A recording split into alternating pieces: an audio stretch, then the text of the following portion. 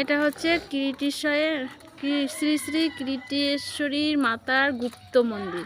আগেকার দিনে ওখানে খুব হামলা হতো বলে মাকে এইখানে নিয়ে এসে রাখা হয়েছিল, গুপ্ত জায়গায় এখানে নিয়ে এসে মাকে সরিয়ে এনে রাখা হয়েছিল, সেই জন্য এটা গুপ্ত কিরিটেশ্বরীর মন্দির।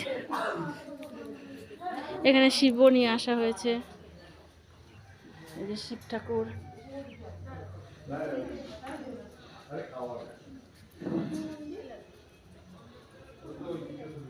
শিব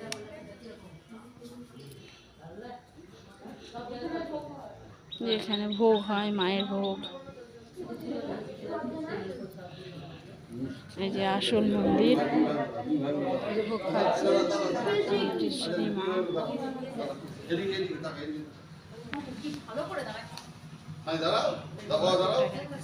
মা।